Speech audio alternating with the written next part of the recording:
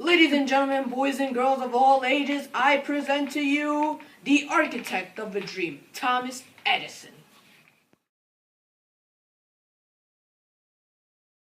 Thomas Edison was born in the year of 1847 in Millen, Ohio, and grew up in a very large house. From that point on, he evolved into one of the greatest inventors of all time.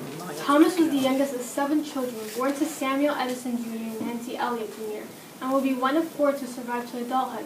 Edison spent 3 months in school and was then homeschooled by his mother. At the age of 12, he sold fruit candy and papers on the Grand Trunk Herald, which was circulated to 400 railroad employees. Thomas Edison is well known for his invention of the light bulb. Contrary to popular belief, Edison did not invent the light bulb. It has been around for a number of years. The electric lights at the time, however, were unreliable, expensive, and short-lived.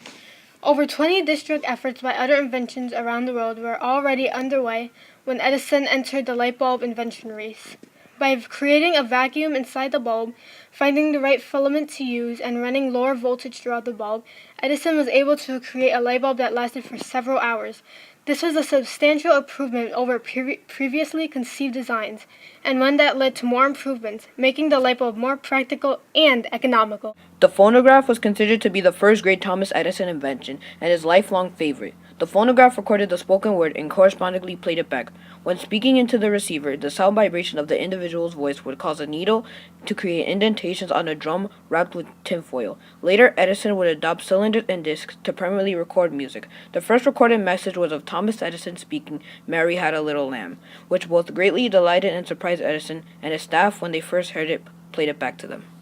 Edison also invented the motion picture, the volt recorder, the magnetic iron ore separator, the carbon microphone, the electric power distribution, and the mimeograph. His inventions truly benefited the world. In Edison's later years, Nikola Tesla, a Siberian by parentage, began working for the phone company in Budapest. In 1882, Tesla headed for Paris, where he took a job with the Continental Edison Company. He was invited to work stateside after his supervisor wrote a recommendation praising the young man as a genius on par with Edison himself. After hiring Tesla, Edison thought the man's ideas were splendid but utterly impractical. It was a tragic day on October 18th, 1931. The man that revolutionized the world died, and the whole world was in emotional pain.